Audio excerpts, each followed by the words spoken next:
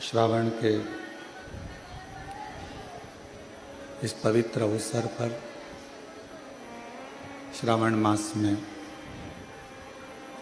भगवान शिव के 12 ज्योतिर्लिंग के मध्य में विराजमान कंकर शंकर की यह पवित्र धरा, कुबेरेश्वर महादेव की यह भूमि, जहाँ आप और हम भगवान शिव की पवित्र पावन 5 दिवसीय शिव महापुराण की कथा ऑनलाइन श्रवण कर रहे हैं। कथा के मुख्य यजमान श्री दिनेश गणपति जी काबरा परिवार, एरंडोल, महाराष्ट्र, श्रीमती कला जी गुप्ता भोपाल से। एक बार दोनों यजमान के लिए जोरदार ताली बजाकर स्वागत अभिनंदन, जिन्होंने इस पवित्र पावन शिव महापुराण की कथा को दिव्यता और भव्यता के साथ में आयोजित किया एवं संपूर्ण विश्व में इस पवित्र कथा का लाभ लेने का सौभाग्य सभी को प्राप्त हुआ।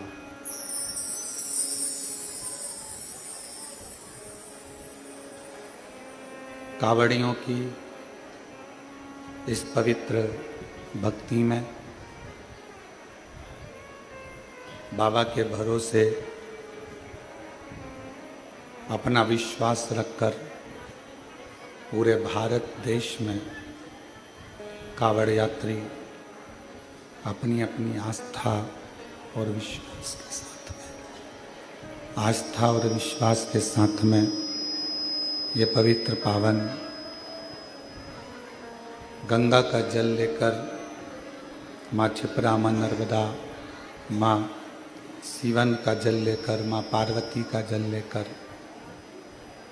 माँ यमुना जी का जल लेकर, माँ सरयू, माँ कावेरी, माँ गोदावरी, माँ गंगोत्री का जल लेकर संपूर्ण विश्व के श्रेष्ठ शिवालयों में ये पवित्र जल पहुंचकर बाबा को समर्पित होता है। शिव चोंगे जैसी आवाज आ रही है पूरे साउंड में। शिव भोगड़दानी है, त्रिकालदर्शी है, कैलाशी है, अविनाशी है। और उसकी जो भक्ति है वो जीवन का ऐसा कोई मानव जीवन का दुख जिसको वो काटता नहीं, जिसको समाप्त नहीं करता हो, काटता नहीं हो, समाप्त नहीं करता हो, काटता नहीं। एक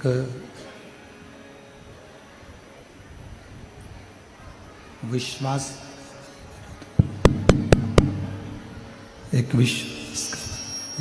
का बल, एक विश्वास का बल जब प्रबल, विश्वास की दृढ़ता हो, क्या है? शिव शिव शिव शिव शिव, शंभु शंभु शंभु, एक विश्वास का शंभु शंभु शंभु शंभु शंभु शंभु शंभु शंभु शंभु शंभु।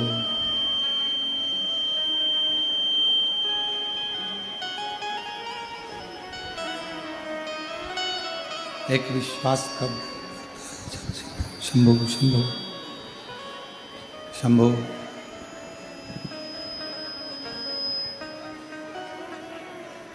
शिव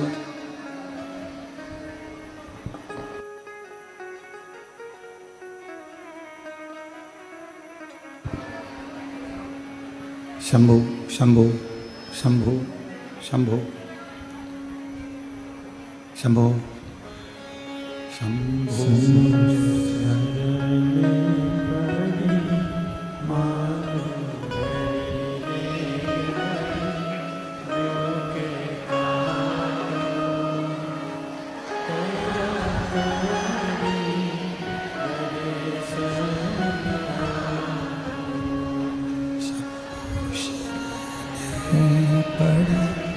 मांगो घड़ी रे दुख काटो दया कर दर्शन आपो शंभु शरण मांगो घड़ी रे दुख काटो दया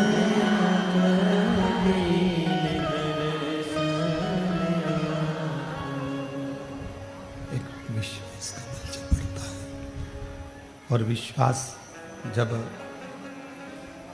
प्रबल होता है उस प्रबलता में भगवान शिव ओगड़दानी त्रिकालदर्शी कैलाशी विनाशी शंकर जीव पर किसी भी करुणा करते हैं, किसी भी रूप में करुणा करते हैं, किसी भी रूप में कृपा जरूर करते हैं।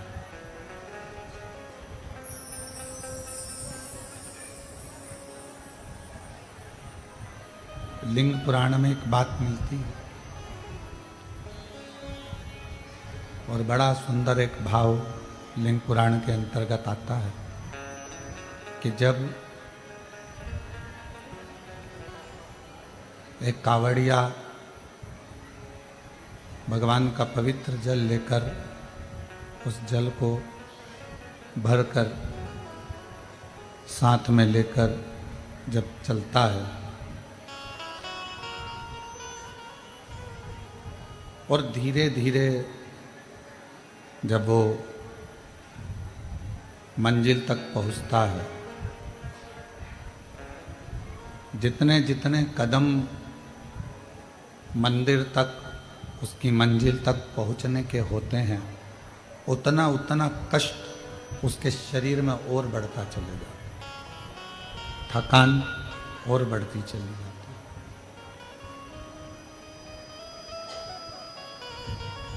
कष्ट और बढ़ते चले जाता है और जब तक पहुंचता है, भगवान शंकर के मंदिर तक पहुंचता है, शिवालय तक पहुंचता है, भगवान शंकर के मंदिर देवालय तक वो जब पहुंच जाता है तब जितने जितने कदम में उसको जो कष्ट मिला है, जितने जितने कदम में उसको जो कष्ट प्राप्त हुआ है वो सारा कष्ट मंदिर में, शिवालय में, देवालय में, तीर्थ में पहुंचकर शिव उसके सारे कष्टों को उसी क्षण हर लेते हैं और उसको दुख से मुक्त करते हैं।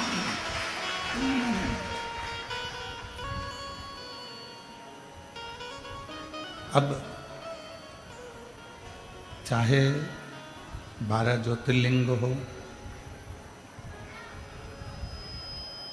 चाहे कुबेरेश्वर बाबा की पवित्र धरा हो, चाहे आपके नज़दीक का कोई शिवालय हो, कोई आस्था का केंद्र हो, भगवान शिव का कोई धाम हो जहाँ आप एक विश्वास के साथ, भरोसे के साथ, दृढ़ता के साथ भगवान के उस धाम पर जा रहे हैं।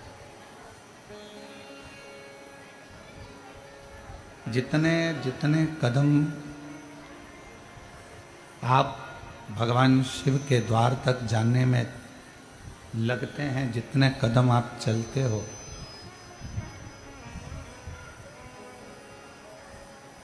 जितना जितना आप कदम बढ़ाते चलते हो उतना उतना शिव आपके करीब में आता चले जाते हैं। भगवान शंकर आपके नजदीक में आते चले जाते।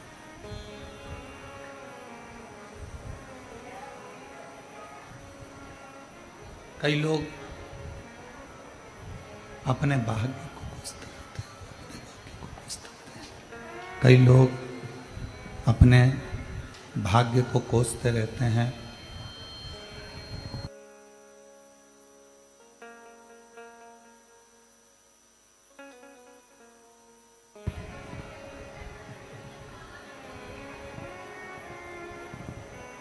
कई लोग अपने भाग्य को कोसते रहते हैं और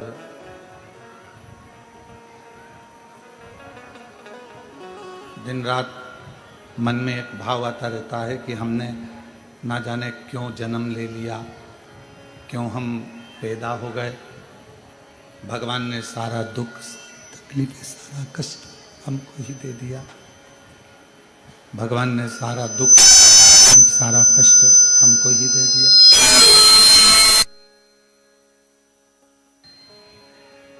भीतर से शंभु शरण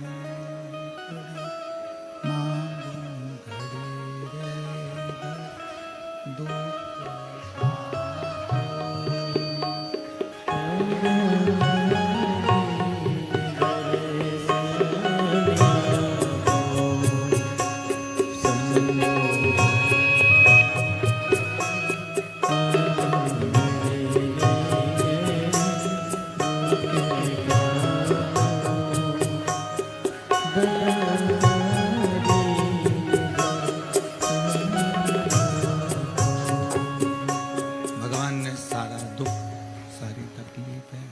कष्ट क्या हमको ही दे दिया। व्यक्ति अपने आप को जब कोसता है, शिव कहते हैं कि आप भाग्य के साधना क्या करें। शंभो शंभो शंभो शंभो शंभो शंभो। शिव कहते हैं आपके भाग्य की सराहना क्या करा जाए। ये शरीर, ये मानव की है, ये शरीर केवल कोसने के लिए नहीं है। ये मानव की देह, ये शरीर अपने आप को कोसने के लिए नहीं है। ये मानव की देह, ये शरीर बड़ी मुश्किल से ना जाने कितने कितने कितने कितने दुख, कितने कितने जन्म हमने झेले होंगे, कितने जन्म हमने निकाले होंगे, तब जाकर ये मानव का शरीर प्राप्त हुआ है। और इस मानव शरीर यदि आप दिन रात कोस रहे हो तो वो श्रेष्ठ नहीं। इस मानव शरीर में जो बक्से लगे हैं वो तो सही लगे हैं, उसको वहां से सेट करो।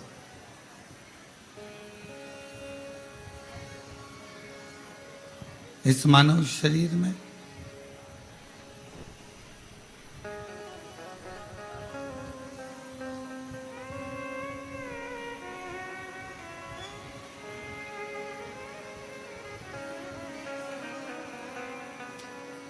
ये मानव शरीर के अंतर्गत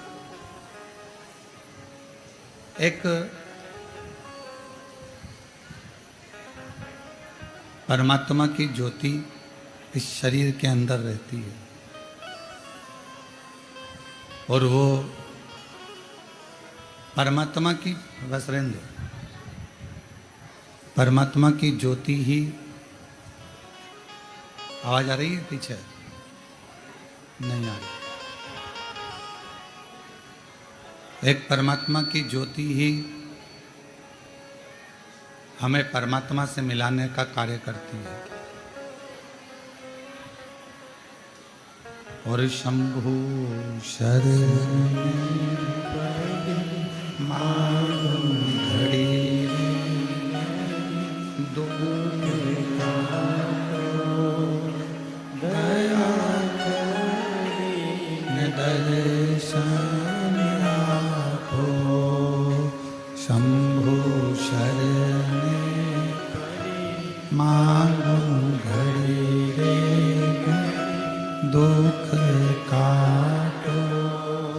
दया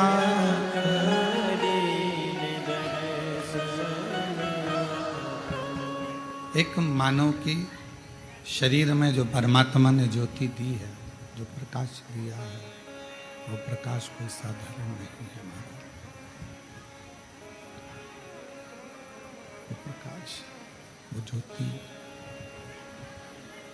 मानव के देह में, मनुष्य के शरीर में परमात्मा तक पहुंचाने का एक माध्यम है।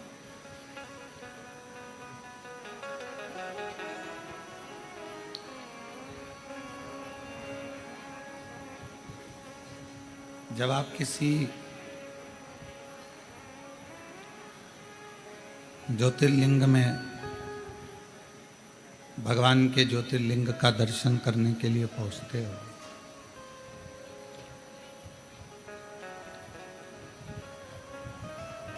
उस ज्योतिर्लिंग में जो ज्योति होती है, भगवान शिव का जो तेजपुंज प्रकाश होता है, वो हमारे हृदय में जो ज्योति होती है, जो ज्योति हमारे हृदय में रहती है, वो ज्योति शिवलिंग की ज्योति, सामने भगवान शंकर के शिवलिंग की ज्योति, और एक हमारे मन की, आत्मा के हृदय की ज्योति, उन दोनों ज्योतियों का संगम भगवान शिव के दर्शन के समय पर होता है।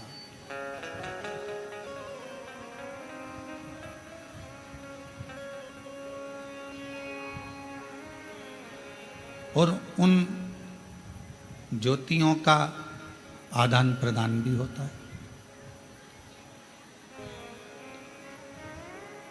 आत्मलिंग ज्योति अर्थात ये मानव का जो शरीर है, उस शरीर के आत्मा में एक आत्मलिंग ज्योति होती है।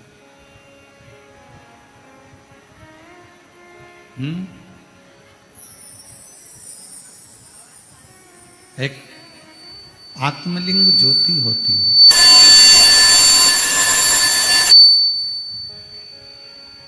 और वो आत्मलिंग ज्योति शिवलिंग की ज्योति की ओर जाती है, और भगवान शंकर के शिवलिंग में जो ज्योति होती है, वो आत्मलिंग ज्योति की ओर जाती है।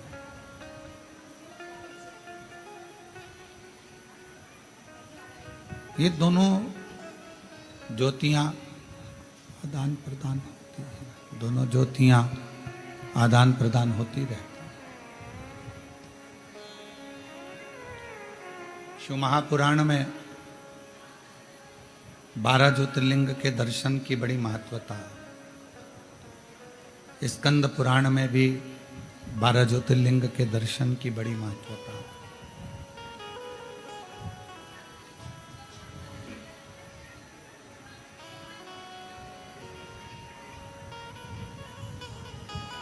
लिंग पुराण में भी 12 ज्योतिर्लिंग के दर्शन की महत्वता है। उन ज्योतिर्लिंग में पहुंचना और भगवान शंकर के उन ज्योतिर्लिंगों का दर्शन कर कर आत्म ज्योतिर्लिंग, आत्मलिंग और उसका प्रकाश, और जो सामने शिवलिंग है, ज्योतिर्लिंग है, उसका प्रकाश,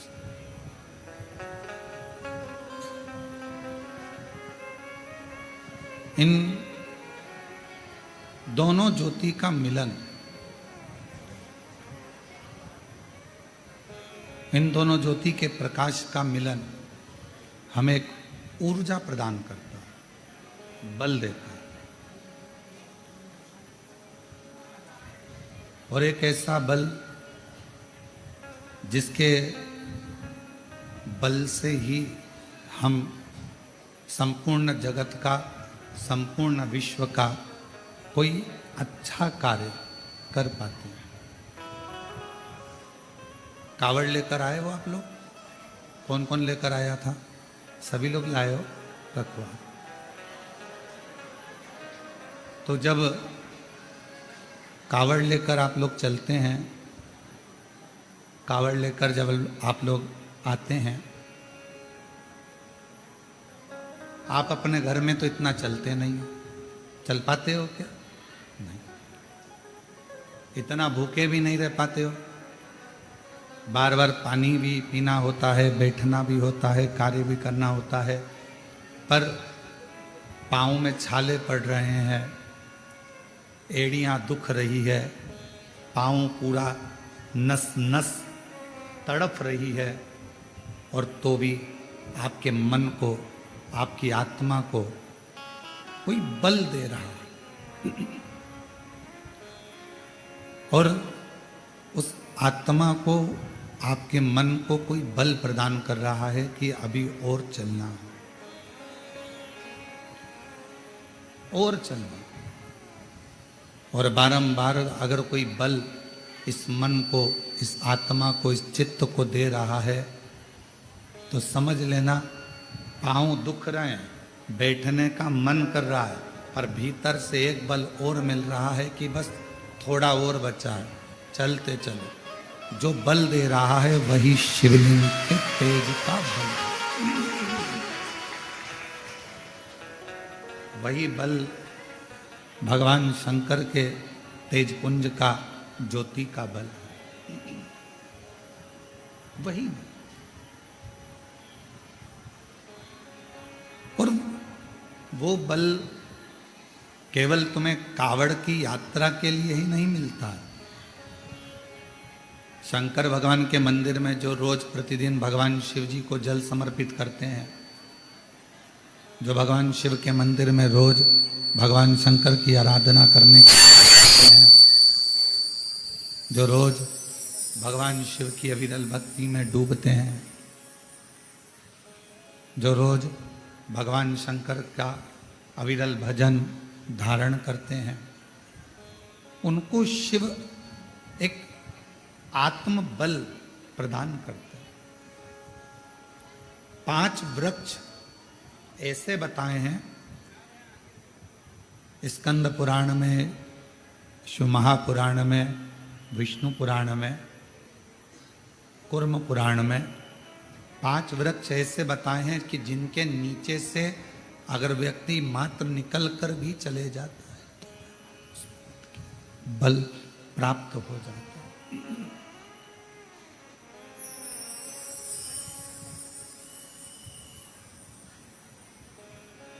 कभी मौका लगे तो आप, कभी आपको मौका लगे तो आप कूर्म पुराण को एक बार जरूर पढ़ना। स्कंद पुराण को, शंभु शंभु शंभु शंभु, कभी मौका लगे तो शिव महापुराण को, लिंग पुराण को, कूर्म पुराण को अवश्य पढ़ें। और जब आप पढ़ेंगे, उसको अध्ययन करेंगे, थोड़ा सा ध्यान देंगे, तो आपको मालूम पड़ेगा 5 वृक्ष ऐसे हैं जिनके मात्र नीचे से निकल जाने पर भी व्यक्ति को बल प्राप्त हो जाता। पहले नंबर पर है बेलपत्र का वृक्ष, दूसरे नंबर पर है शमी का वृक्ष, तीसरे नंबर पर है आंवले का वृक्ष, चौथे नंबर पर है पीपल का वृक्ष, और 5वें नंबर पर है वट वृक्ष।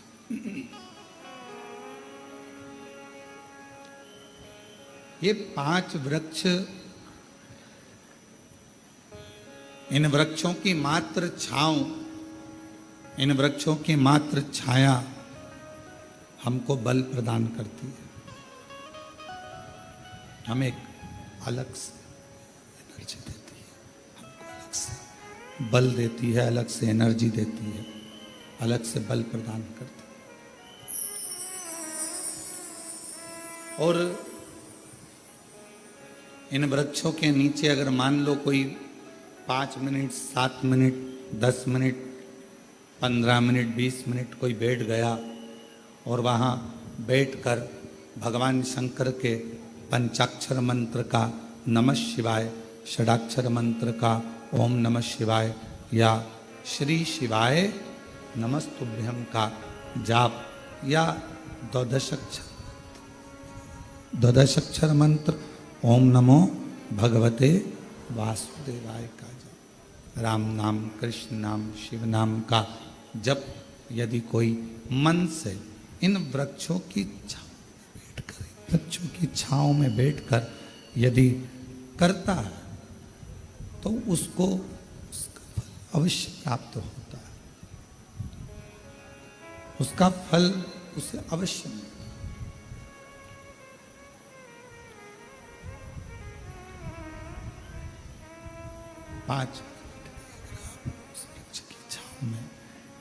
5 मिनट भी अगर आप उस वृक्ष की छांव में अगर बैठे हो, 5 मिनट भी अगर इन बेलपत्र का वृक्ष है, शमी का वृक्ष है, आंवले का वृक्ष है, पीपल का वृक्ष है, बट वृक्ष है, इन वृक्ष की छांव में अगर कुछ देर आप और हम बैठे हैं और भगवान के नाम का उच्चारण कर रहे हैं तो उस वृक्ष की छाएं, उस वृक्ष की छांव हमें एक अलग से बल दे देती, अलग से ऊर्जा।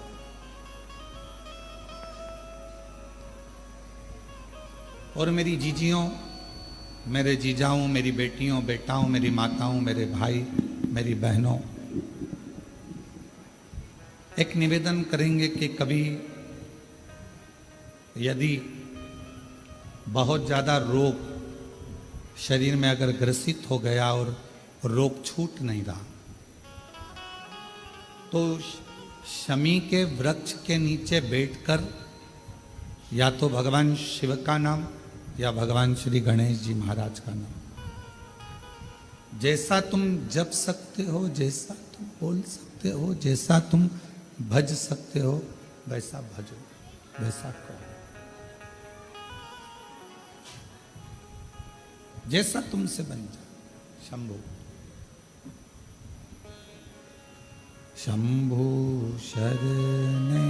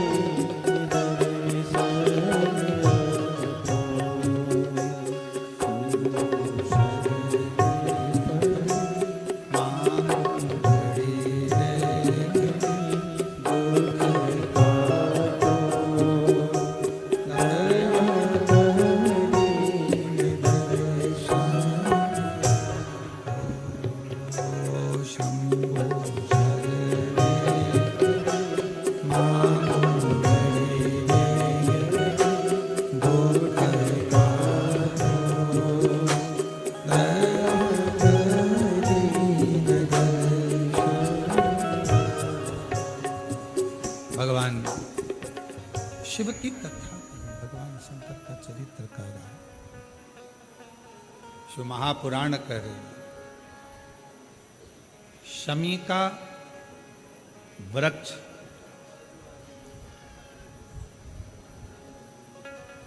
हमारे शरीर में जो रोग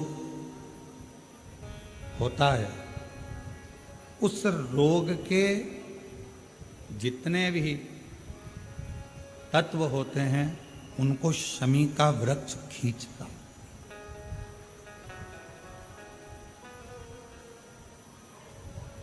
कल एक बहन ने प्रश्न किया कि गुरुजी आपने कहा कि शमी का जो वृक्ष होता है वो बड़ा हो जाता है। बड़ा होने के बाद उसको घर में नहीं रखते, छोटा पौधा, छोटा सा पौधा घर में रख सकते। और वो छोटा सा जो पौधा है उसको तो हम घर में रख सकते हैं, पर वृक्ष, शमी का वृक्ष जितना बड़ा होता चले जाता है तो उसको घर से अपन रखते नहीं, उसको फिर कहीं बगीचे में या कहीं एकांत में या जहाँ उसकी जरूरत है वहाँ उसको लगा दिया जाए। गणेश पुराण में एक बात आती है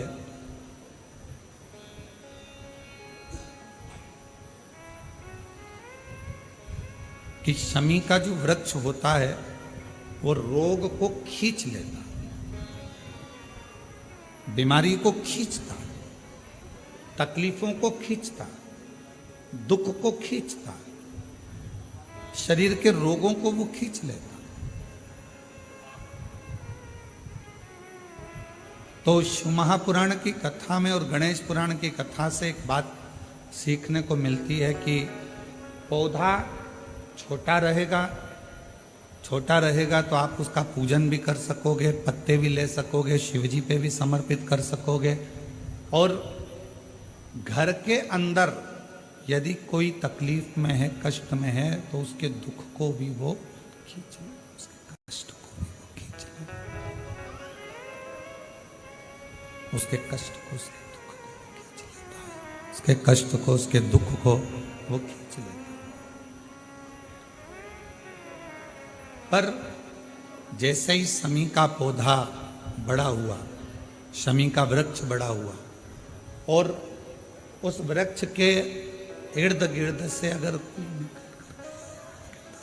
निकल कर जा रहा है, शमी के उस वृक्ष के आसपास से, इर्द गिर्द से अगर कोई निकल कर जा रहा है तो उसके भी रोग को वो खींचता, उसके भी रोग को वो खींचता। तो हमारे यहाँ सनातन धर्म में सर्व जगत के हित की बात कही जाती है कि शमी का जब पौधा बड़ा हो जाए, शमी का वृक्ष जब बड़ा हो जाए, शमी का पौधा जब बड़ा हो गया तो उसे कहीं अच्छी जगह पर लगा दिया जाए जिससे सर्व जगत के दुखों को वो खींचता रहे, सबके रोगों को वो खींचता रहे, समाप्त करता रहे, सबके रोगों को वो खींचता रहे, समाप्त करता रहे।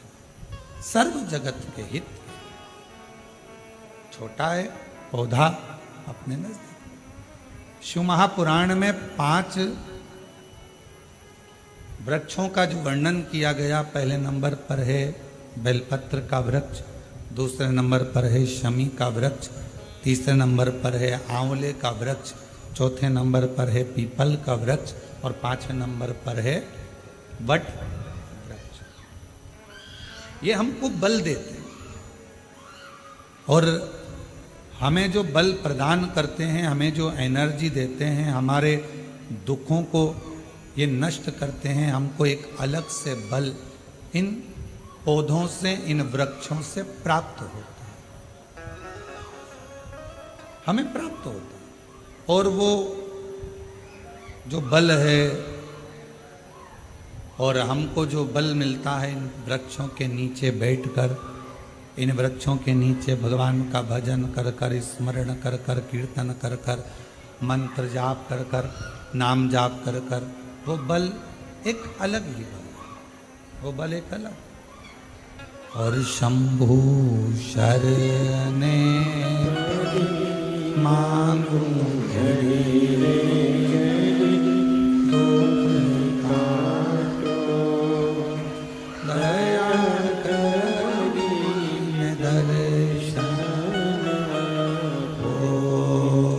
शंभु शरणे मांगू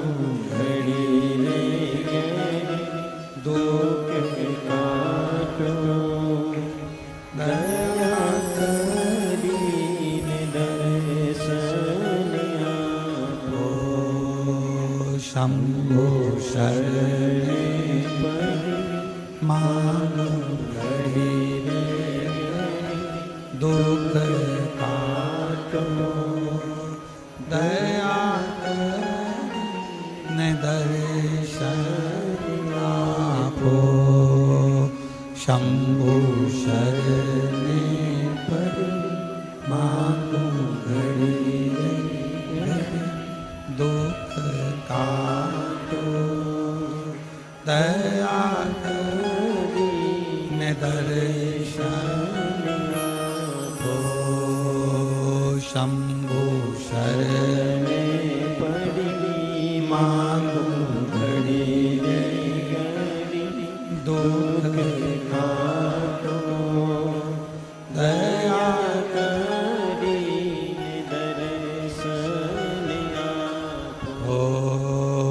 शंभो शरणे मांगो घड़ी रे दुख काटो दया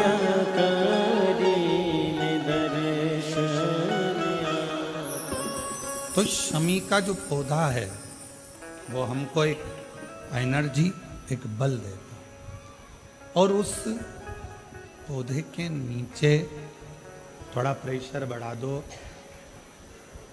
उस पौधे के नीचे जब हम बैठते हैं, भगवत भजन करते हैं, नाम जाप करते हैं, स्मरण करते हैं, तो उसका फल हमको अधिकता में प्राप्त होता है। अधिकता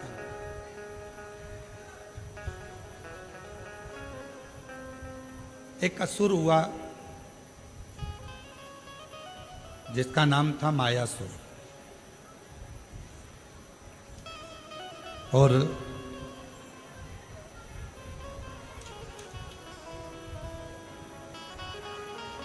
वो बड़ा प्रबल था।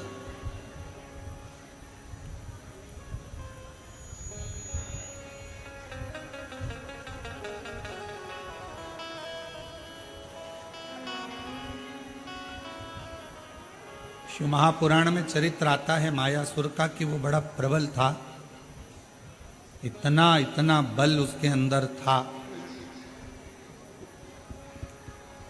भगवान ने स्वयं ब्रह्मा जी से पूछा, क्या इसको बल तुमने दिया?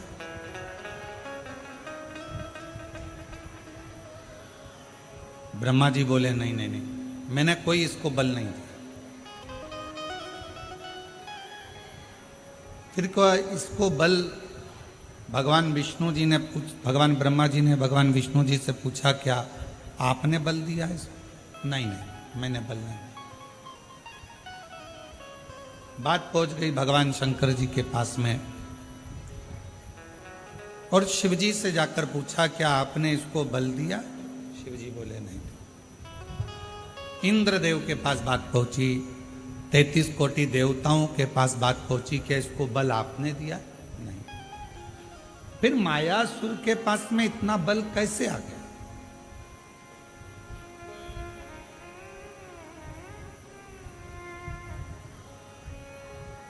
असुर है, राक्षस है, ना इसने अभी कोई तप करा, ना अभी इसने कोई साधना करी, ना कोई इसने व्रत करा, ना कोई उपासना करी, फिर इतना बल इसके पास कैसे आ गया? इतना बल इसको कैसे प्राप्त हो गया? तब सारे देवता आश्चर्य में पड़ गए कि इसके अंदर इतनी एनर्जी, इतना बल इसके अंदर कहां से आया कहां से?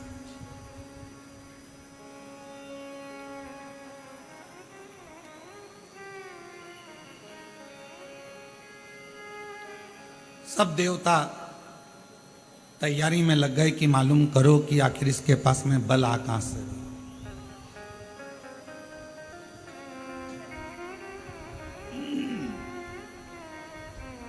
इसके पास में इतना बल कहां से प्राप्त होगा? सारे देवता सब तैयारी में लग गए, मालूम करो कि इस मायासुर के पास बल कहां से प्राप्त होगा। और सारे देवता मालूम करने में लगे फिर भी कोई ठिकाना नहीं मालूम पड़ा कि आखिर बल कहां से आ, कैसे प्राप्त हो।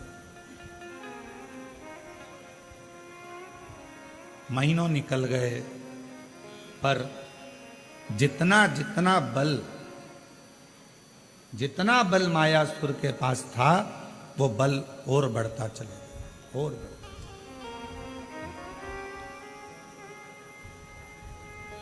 फिर भगवान ब्रह्मा जी स्वयं भगवान विष्णु जी के पास में गए और जाकर पूछा कि बताओ इसके पास में इतना बल कैसे आ गया।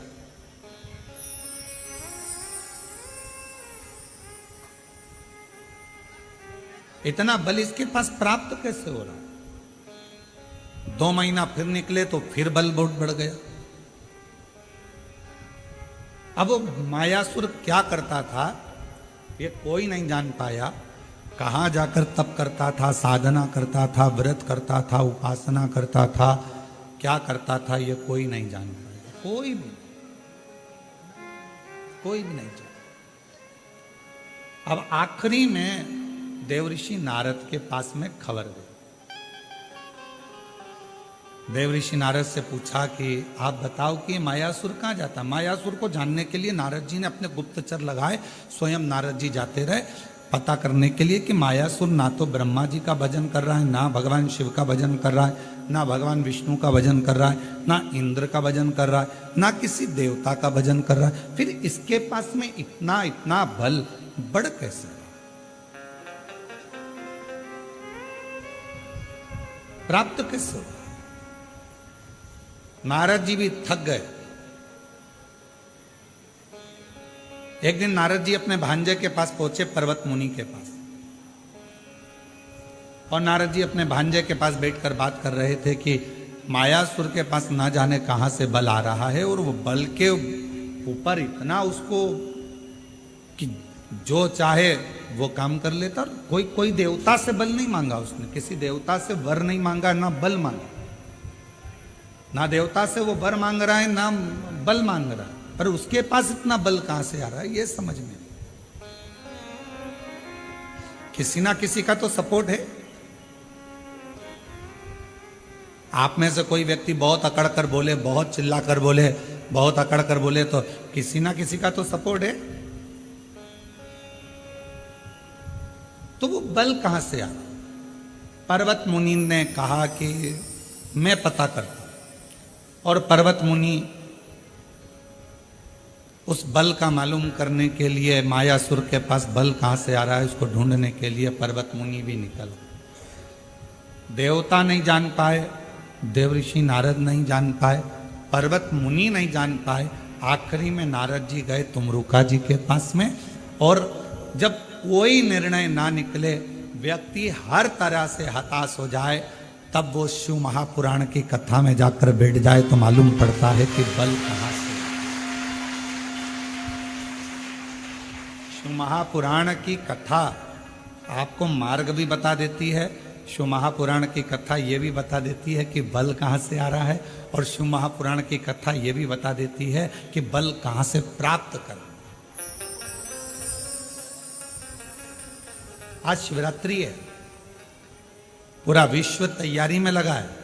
शाम को 7 बजे से 8 बजे तक ऑनलाइन भगवान शंकर के अभिषेक की, शिव जी को अभिषेक करना।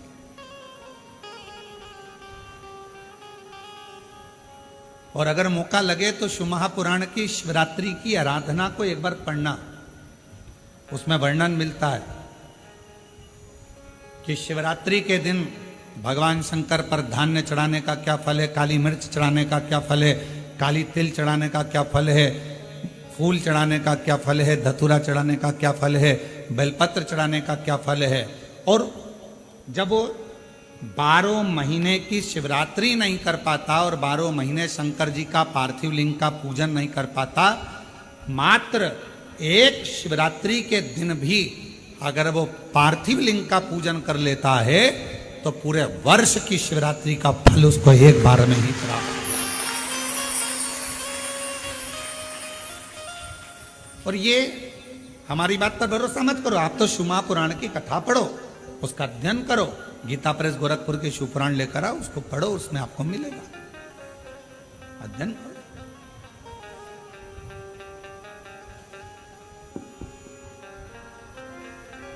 और जितने पार्थिव शिवलिंग का निर्माण करने वाले हैं, काबरा जी हम हमेशा कहते हैं अपनी बात में, जितने ने पार्थिव लिंग का निर्माण करा है, सावन के शिवरात्रि के दिन ऑनलाइन बैठकर अपने अपने घरों में परिवार के साथ मिलकर जिन्होंने पार्थिव लिंग का निर्माण करा, यह हमारा विश्वास कहता है, जब से आपने पार्थिव लिंग का निर्माण करना प्रारंभ करा होगा सावन की शिवरात्रि का, तब से आपको किसी के आगे हाथ फैलाने की जरूरत नहीं पड़ी होगी। बाबा ने खुद,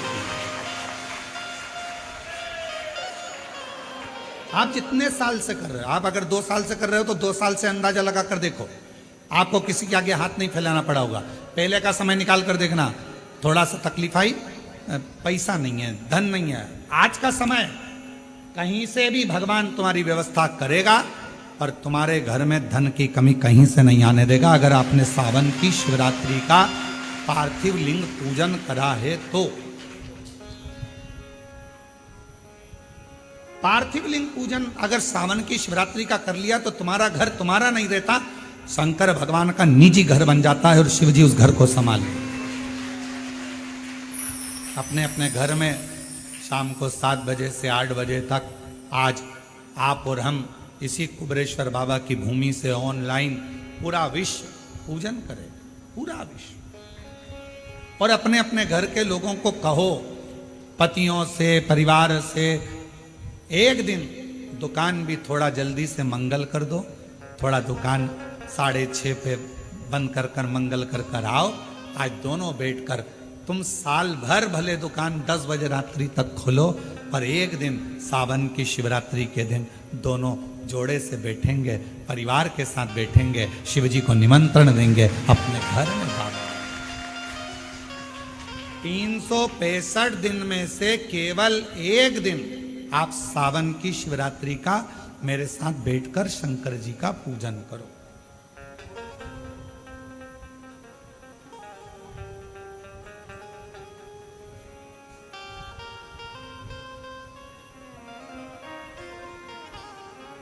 शिव संभाले। और फिर कहते हैं, जिन जिन ने पार्थिव लिंग का पूजन पूर्व में करा है, उसको किसी के आगे हाथ फैलाने की जरूरत नहीं पड़ी। और आज फिर पूरी दुनिया, पूरा विश्व पार्थिव लिंग का पूजन करेगा। और अगले साल तक तुम भी अंदाजा लगा कर देखना कि तुम्हारे को किसी के आगे हाथ नहीं फैलाना पड़ेगा। शिव दे, शंकर दे, बस उसको विश्वास के साथ में भजो, उसको भरोसे के साथ में भजो। और जब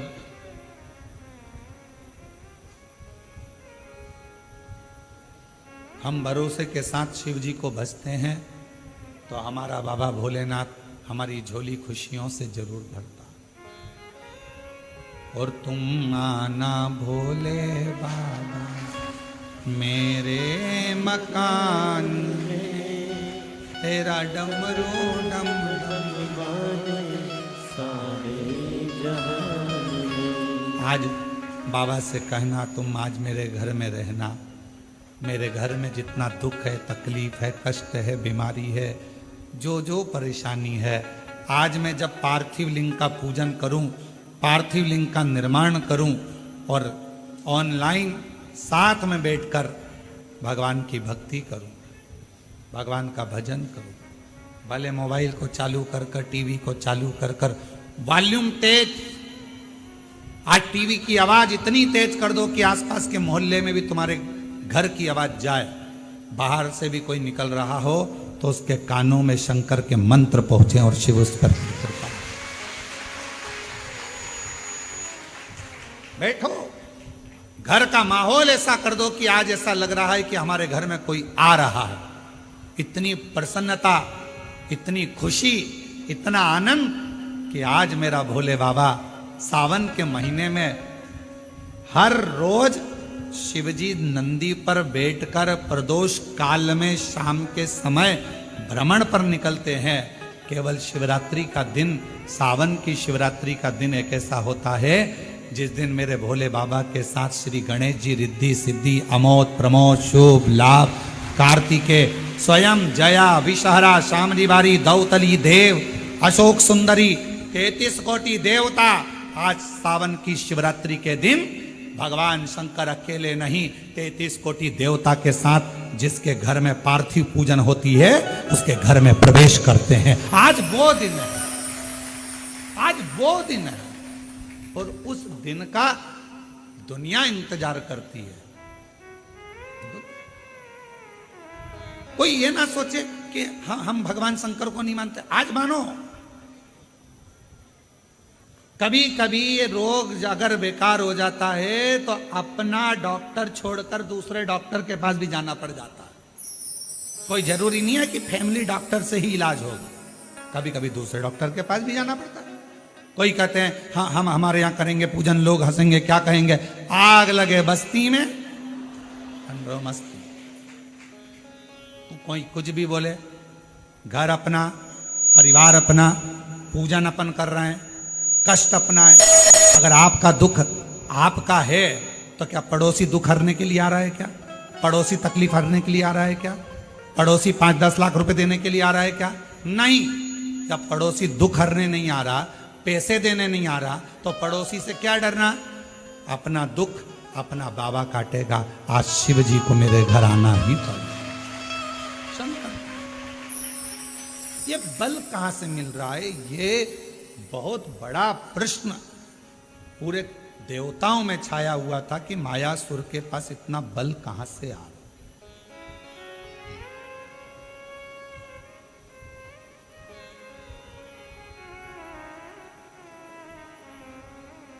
और गुप्ता बहन जी, कल आप नहीं आई थी तो आपकी बेटी हैं, तो हमने उनसे कहा था क्यों नहीं आई, तो कहा थोड़ा स्वास्थ्य नरम गरम चल रहा है। तो हमने कहा उनसे कहना कि कथा में आएंगी तो बल अपने आप मिल जाएगा, चिंता ना करें। ये शिव की उदारता है जो भगवान शंकर आपको बुला लेता है। तो हम कहें ये बल अंदर से प्राप्त शिव देता है। और आपकी बेटी को भी धन्यवाद है जो पूर्ण तरह से आपको हाथ पकड़कर लेकर आ जाती है। साधु बात, ये बल है हमारे भीतर। अब मायासुर के पास इतना बल कहां से आ रहा है? कौन दे रहा है? तब देव ऋषि नारद को लगा कि मैं जाकर मालूम करूं कि इतना बल कहां से आ, कहां से। नारद जी को मालूम नहीं पड़ा, पर्वत मुनि को मालूम नहीं पड़ा, 33 कोटि देवता ने सब आपस में बात करी, क्या तुमने वर दिया, तुमने वर दिया, तुमने वर दिया? नहीं, हमने नहीं दिया, हमने वर नहीं दिया। क्या तुमने बल दिया? नहीं। अच्छा बोलो, ईमानदारी से बताओ, तुम्हारा बेटा बाजार में जाकर 10 रुपए की फुल्की खा रहा है और किसी ने आकर तुमको बता दिया कि इसने 10 रुपए की फुल्की, चाट, पानी पतासा, गोलगप्पा, चाउमीन, बर्गर 10 रुपए का खाया। वो घर आया, तुमने पूछा कि नहीं पूछा, क्यों रे 10 रुपए कहां से आए थे? मैंने तो तुझे दिए नहीं।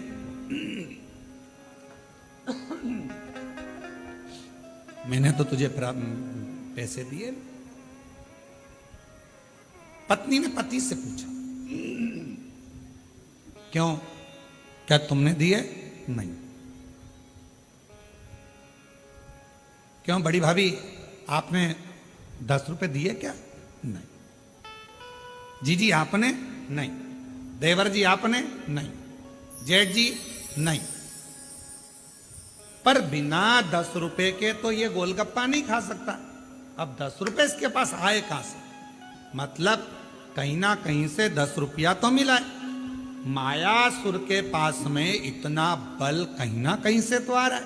ना इंद्र ने दिया, ना भगवान ब्रह्मा जी ने दिया, ना विष्णु जी ने दिया, ना शिव जी ने दिया, ना देवी ने दिया, ना देवता ने दिया, ना गणेश जी ने दिया, ना 33 कोटि देवता ने दिया। फिर ये बल आया कहां से? आया तो है, कहीं ना कहीं से तो प्राप्त हुआ। कहां से आया? बेटे के पीछे मां लग गई, 10 रुपये आए कहाँ से? आए कहाँ से? 10 रुपये आए कहाँ से? 5 दिन, 10 दिन, 15 दिन, 20 दिन, 1 महीना, 2 महीना छुपती। अब 20 दिन के बाद, 25 दिन के बाद जो माँ थी उसकी बहन आई और आकर बैठी और बैठते बैठते बात निकली कि कमलेश तो अपने दोस्तों के साथ मेरे यहाँ आया था और इतना प्यार करा ना, मैंने उसको मासी मासी कह रहा था और फिर जाने लगा तो मैंने उसको 10 रुपए दिए थे कि ये 10 रुपए तू रख ले। ये 10 रुपए माँ को मालूम पड़ गया, अब बुद्धि में आया 10 रुपए तूने दिए थे। हम पूरे घर से पूछ लिए कहां से आए, मायासुर के पास इतना बल कहां से आया, सबसे पूछ लिया। आखिरी में तुमरुका जी के पास जाकर पूछा कि ये मायासुर के पास इतना बल आ कहां से रहा।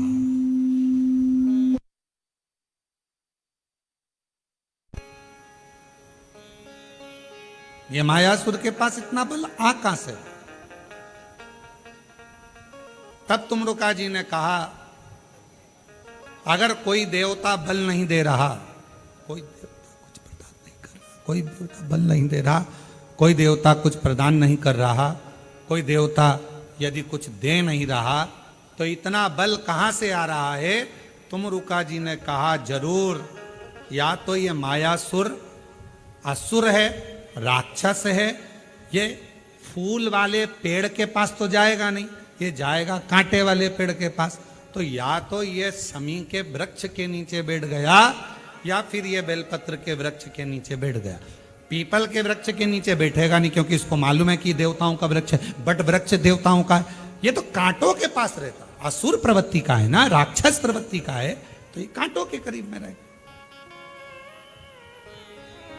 पता करो, जरूर या तो बेलपत्र के वृक्ष के नीचे बैठता होगा या शमी के वृक्ष के नीचे बैठता होगा। अब देव ऋषि नारद ने मालूम करना प्रारंभ करा और मालूम करते करते आखिरी में यह देखा गया कि शमी के वृक्ष का एक वन था, उस वन के नीचे मायासुर अपना एक सिंहासन लगाकर बैठता था और उस वृक्ष के नीचे बैठा अलमस्ती में, आनंद में अपने जीवन को जी रहा था। कुछ नहीं करता, ना तप, ना साधना, ना व्रत, ना उपास, तो भी उसके पास बल आ रहा था। तुमरुका जी ने कहा, बस यही शमी वृक्ष की छांव इसको इतना बल दे रही है कि ये देवताओं से भी भिड़ने को तैयार हो जाता है। ये शमी वृक्ष की छांव, शमी वृक्ष की छांव इसको बल दे रही है, जो ये देवताओं से भी भिड़ने को तैयार हो जाता।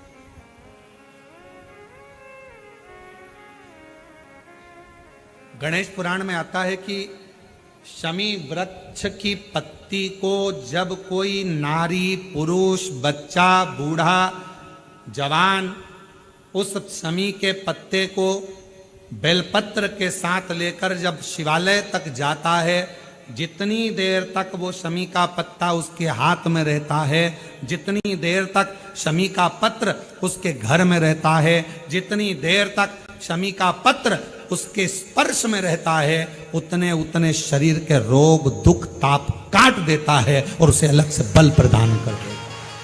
शमी पत्र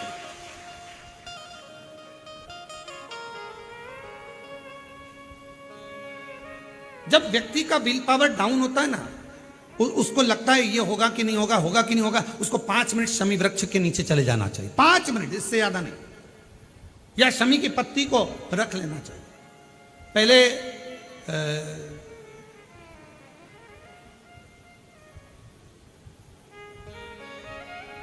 वो स्थान का ध्यान नहीं आ रहा है स्मरण में, पहले एक नियम चलता था, आप लोगों के जिंदगी में भी, आपका भी बुढ़ापा आया होगा, आप भी युवान अवस्था में आए होंगे, कभी तो स्कूल गए होंगे, कभी तो पढ़ने गए होंगे। सबसे पहले अगर हमारे विद्याध्ययन को निकालेंगे तो हमारे यहाँ एक नियम चलता था कि शमी की पत्ती को किताब के अंदर उसको विद्या के रूप में रख लिया जाता था। बाद में ये नई नई डिजाइन की पत्ती आ गई तो विद्या का पेड़ पैदा कर दिया इनने। अब वो विद्या का पेड़ पैदा कर दिया तो विद्या को रखने लगे। विद्या की पत्ती को लोग समी की पत्ती समझने लगे क्योंकि उसमें भी ऐसी पत्तियां निकली रहती है और समी की पत्ती भी ऐसी ऐसी निकली रहती है। तो पहले नियम था कि किताब के अंदर समी की पत्ती को रख लेते थे और कहते थे इसमें विद्या है, इसमें विद्या है। विद्या का मतलब क्या? उसको बल मिलता था, एनर्जी मिलती थी। एग्जाम में बैठता, कंपटीशन एग्जाम में बैठता, जब वो कोई इंटरव्यू देने के लिए बैठता या टेस्ट देने के लिए बच्चा बैठता तो वह खुश होता था, मेरी किताब में समी, मेरे किताब में विद्या रखी है। विद्या से मतलब आज के जमाने में लोग विद्या का पेड़ की पत्ती रख लेते पर रखते क्या थे? जम के बोलो, शमी की पत्ती रखी क्या जाती थी? शमी की पत्ती। और वो शमी की पत्ती क्या देती थी? उस बच्चे को बल देती थी, एनर्जी देती थी। डामाडोल नहीं होगा, टेंशन मत लेना, विल पावर कमजोर नहीं होगा। पत्ती रखी है शमी की, उसके नजदीक में है, शमी बल देती है।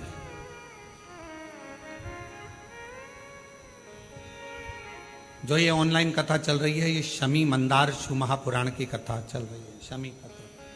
और बहुत सावधानी से इसका स्मरण करिएगा कि एक शमी के वृक्ष की पत्ती कितना बल दे, कितना बल।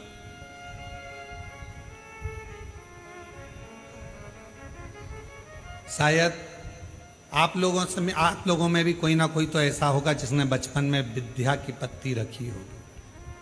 वो विद्या की पत्ती बाद में आई होगी, पहले थी वो शमी की पत्ती। कौन कौन ने रखी? जरा हमने तो रखी, हमने भी रखी। वो पत्ती तोड़ कर रख लेते थे, उसमें विद्या बढ़ेगी, विद्या बढ़ेगी। विद्या बढ़े मतलब बल बढ़ेगा, अपने अंदर एनर्जी आ, बल। अब उसको लोग आजकल विद्या की पत्ती अलग से आने लगी तो लोग उसको विद्या की पत्ती तोड़ने लगे, नहीं तो रखते थे वो शमी की। और मैंने तेरे ही भरोसे बाबा, तेरे ही भरोसे हवा बिच उड़ती जावांगी बाबा, डोल हटो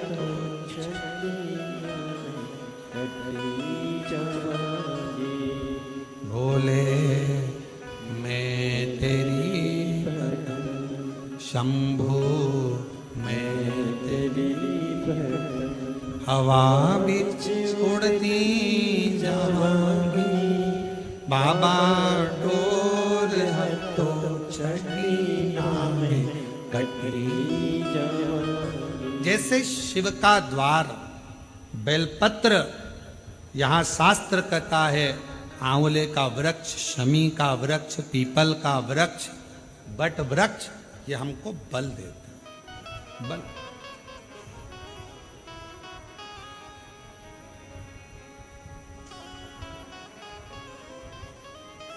भीतर से एक एनर्जी अपने आप। एक पत्र आया है, उस पत्र में उन्होंने कहा, अच्छा पत्र है,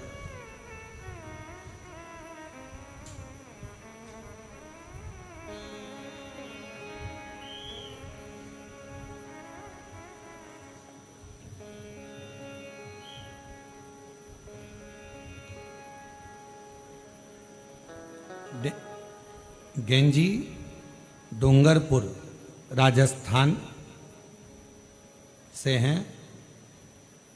मेरा नाम निर्मला पंचाल, बंशीलाल जी पंचाल।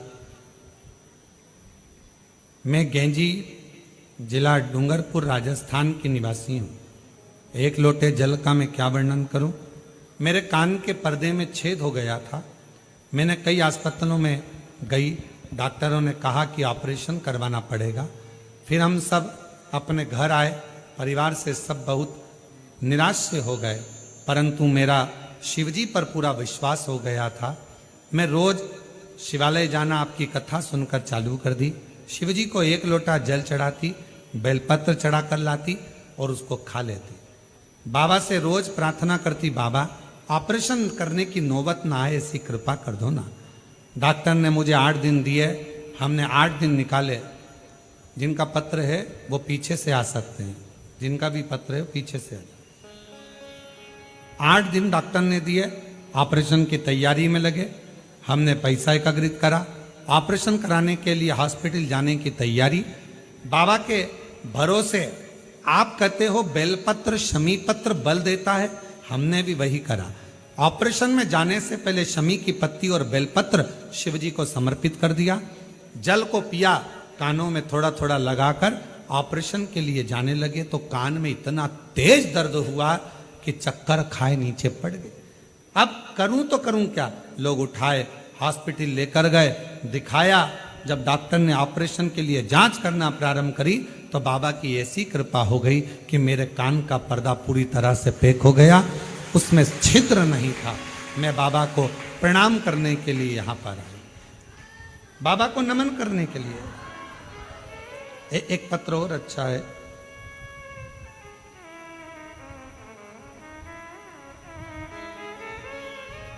मेरा नाम स्वाति अग्रवाल है, मेरे पति का नाम श्री पंकज अग्रवाल है। मैं कुल पहाड़ महोबा उत्तर प्रदेश की रहने वाली हूँ। कहीं बैठी हो तो बेलपत्र लेने के लिए आ सकती हूँ। सन 2022 में अचानक से पेट में तकलीफ हुई, तब मैंने झांसी में डॉक्टर को दिखाया। तो डॉक्टर को दिखाने पर उन्होंने मेरे पेट का जांच कर कर बताया कि मेरे पेट में गांठें हो गई हैं और ऑपरेशन के लिए बोल दिया। तब मैं बहुत घबरा गई, और भी डॉक्टरों के पास दिखाने के लिए गई तो उन्होंने भी ऑपरेशन का कह दिया। मेरी माता टीवी पर आपकी कथा सुनती हैं, उन्होंने कथा सुनते सुनते मुझे फोन कर कहा तो चिंता मत कर, तू भी सीहोर वाला महाराज की कथा सुनना प्रारंभ कर, शिव पुराण की कथा सुन और एक बार सीहोर जाकर कंकर शंकर का पूजन कर। हम लोग 2022 में दर्द हुआ, हम लोग पूजन पाठ में लग गए और 2023 में हम लोग रुद्राक्ष महोत्सव में यहाँ पहुँच गए। बाबा से विनती करी, यहीं पर बैठ प्रणाम किया, रुद्राक्ष लिया, कंकर शंकर पूजन करी और उस रुद्राक्ष को ले जाकर तांबे के कलश में गलाकर उसका पानी शिवजी पे चढ़ाकर पीना चालू करा। बाबा, मेरा ऑपरेशन के लिए फिर मेरे पेट में दर्द हुआ, हम फिर पहुंचे, डॉक्टर को दिखाया, गांठ गली नहीं थी। पुनः फिर शिवजी के मंदिर जाना, झाड़ू लगाना, पोछा लगाना, शिवजी पर रुद्राक्ष का जल चढ़ाना, उसको पीना चालू करा। 2 महीना निकला और हमने फिर डॉक्टर को जांच कराई और डॉक्टर ने सारी सोनोग्राफी कर कर बोल दिया गर्भाशय में कोई गठान नहीं है, सारी गांठें गल चुकी है। हम बाबा को प्रणाम करने के लिए आए हैं। शिव तत्व कहते किसको? और तेरी कृपा का क्या है भरोसा, कब किस पर हो जाए जरा से हम पर कर दो, जरा से हम पर कर दो। तेरी कृपा का क्या है भरोसा, कब किस पर हो जाए जरा से हम पर कर दो, जरा से हम पर कर दो। जिस पर भी हो गई तेरी कृपा करुणा वो भव पार हुआ, भव पार हुआ। आप ही बोलो। जिस पर भी हो गई तेरी कृपा करुणा वो भव पार हुआ, भव पार हुआ। पापी हो चाहे जितना उसका भी बाबा उद्धार हुआ, उद्धार हुआ। पापी हो चाहे जितना उसका भी बाबा उद्धार हुआ, उद्धार हुआ। इधर मिल गणिका जैसे अब स्वाति जी अग्रवाल, जिनके गर्भाशय में पेट में गठाने हो गई थी और ऑपरेशन का डॉक्टर बोल दिए थे, इन्होंने एक लाइन लिखी है, गुरुजी हम हर 6 महीने में कुबेरेश्वर धाम आ जाते हैं बाबा को प्रणाम करने के लिए। बाबा को नमन करने के।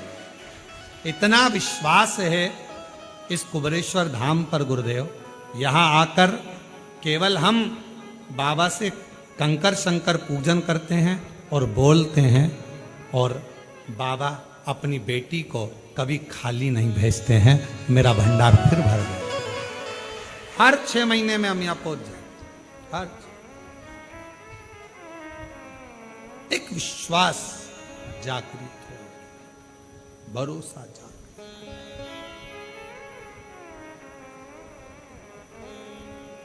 गिद्ध अजामिल गणिका जैसे तेरे मन को भावे, जरा से हम पर कर दो, जरा से हम पर कर दो। तेरी कृपा का क्या है भरोसा, कब किस पर हो जाए, जरा से हम पर कर दो, जरा से हम पर कर दो। तेरी कृपा का क्या है भरोसा, कब किस पर हो जाए, पर कर दो। आपके कान ठीक है। पति को शुगर हाई रहती थी, हर कभी बेहोश हो जाते थे, और उन्होंने कहा, पत्र में मैंने लिखा, आप पढ़े नहीं गुरुदेव।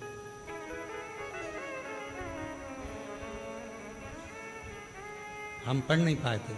हमारे पतिदेव को भी शुगर की बीमारी थी, किसी भी समय शुगर हाई होकर बेहोश हो जाते थे, कहीं पर भी गिर जाते थे, चाहे दिन में 4 बार हो, 8 बार हो दिन। कुबरेश्वर धाम पर आए, बाबा से विनती करी, यहाँ कंकर शंकर पूजन करवाई अपने पति से, और रुद्राक्ष लेकर गए। उस दिन से आज तक 1 साल हो गया, पति की शुगर लेवल में है और बेहोश नहीं हुए। मैं प्रणाम करती हूँ बाबा, प्रणाम। हम पढ़ नहीं पाए थे। एक लाइन अच्छी लिखी है, तेरी कृपा बिना न हिले एक भी लेते हैं श्वास, तेरी कृपा से तनो तनो। बखान क्या करूं मैं राखों के ढेर का, चपटी भभूत में खजाना कुबेर का। गंगाधार मोक्ति द्वार ओंकार तू, भोले ओंकार तू। आयो सरतिहारी शंभो तार तार तू। हम उसका भजन स्मरण चित्त, जितना विश्वास, कहां से बल मिल रहा है, कहां से एनर्जी मिल रही है। सावन के महीने की पार्थिव पूजन आज के शाम को 7 बजे ऑनलाइन आकर पूजन कर तो देखो पार्थिव शिवलिंग की। मोहल्ले के लोग भी कहेंगे, आखिर इसके पास आ कहां से रहा है, कहां से बरस रहा है, बरस। फिर कह देना, ये तो सावन के महीने में जैसे बादल बरसते हैं, शिवरात्रि के दिन जो पार्थिव पूजन करता है उसके घर साल भर बरसता है, साल भर, पूरा वर्ष।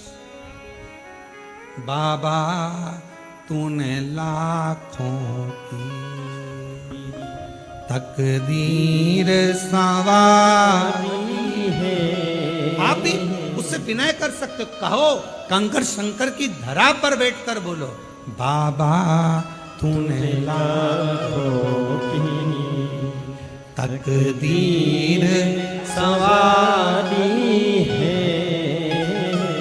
बाबा तूने तकदीर संवारी है। इतना मुझे बतला दे, इतना मुझे बतला दे, कब मेरी बारी है।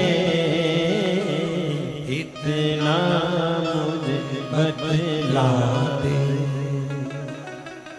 इतना मुझे बतला दे, कब मेरी बारी है बाबा तूने लाखों की। है कुबरेश्वर, है महाकाल राजा, है विश्वनाथ, है भंडार भरने वाले कुबेर भंडारी, है सीहोर के निवासी, हे शिव बाबा तूने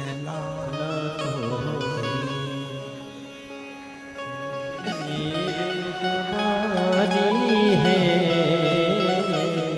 बाबा तूने लाखों की। तकदीर सवारी है इतना मुझे बता दे, इतना मुझे बतला दे, कब मेरी बारी है। इतनी कृपा कर दो कि तुम करुणा करते रहो और फिर कहूं बाबा से कहकर जाना इतना देना, इतना देना। हमारे एक परिचित एक आते हैं और हमने एक बार उनका व्यासपीठ से भी नाम लिया, अभी वर्तमान में विधायक है। वो पहली बार कुबरेश्वर धाम आए थे तो ट्रेन से आए और ट्रेन से आए, धक्के खाते, लोकल डब्बा, और उसमें और अब तो महाराष्ट्र वालों को और खुशी होना चाहिए कि तुम्हारे महाराष्ट्र से त्रिंचापल्ली ऐसा कोई जगह है, वहाँ से भगत की कोठी राजस्थान तक एक ट्रेन अकोला और ये सारा क्षेत्र कवर करती करती उधर से पूरे महाराष्ट्र के यात्रियों को लेती सीहोर तक आना चालू हो गई। सीहोर में उसका स्टॉपेज होता है, फिर आगे बढ़, और उसमें first AC, second AC, third AC, sleeper, local सब है। अब तो महाराष्ट्र वालों के लिए और सुविधा हो गई, अब तो कहीं जाने की जरूरत नहीं, डायरेक्ट सीहोर। शाम को शायद 4 बजे पहुंचती है, 4 बजे उतरती है, भगवत भजन सीधे वहां से चले महाराष्ट्र से अकोला और अधिकाधिक भुसावल और उसके आगे तिरचापल्ली कहीं है स्थान, वहां से चलती है और भगत की कोठी तक। तो वो जो विधायक महोदय वो ट्रेन से आए थे, लोकल डब्बा था, आए स्टेशन पे उतरे, स्टेशन पे उतरकर ऑटो करा, ऑटो से यहाँ तक पहुंचे, पूजन वगैरह करी और बाबा को विनती कर चले। उनको भी नहीं मालूम था, बस यहां आकर उन्होंने एक ही बात कही, बहुत धक्के खाकर आया हूं। और हम फिर कह दें, जिसने यहां के धक्के खा लिए उसे संसार के धक्के नहीं खाना पड़ता। और कभी हमने देखा है कई लोग कावड़ यात्रा में आते हैं, प्रदोष की कावड़ जो 6 अगस्त को भराएगी, कई लोग उस कावड़ यात्रा में केवल यही आते हैं कि हम थोड़ा सा धक्का खाएंगे, आगे बढ़ जाएंगे।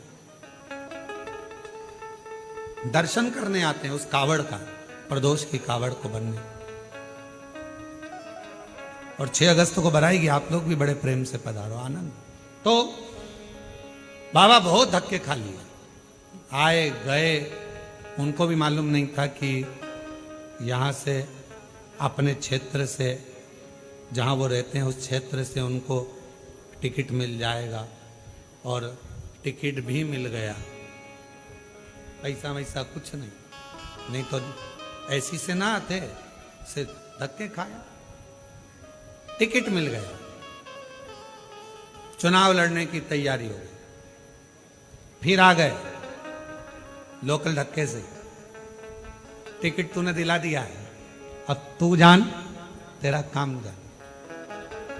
और दूसरी बार आए तो कहा, बाबा ने क्या करुणा करी, हाथ पकड़ा ऐसा कि टिकट भी दिलाया, विजय भी दिलाई, और बाबा ने आज सिंहासन पर बिठाया। अब मैं गाड़ी से आया।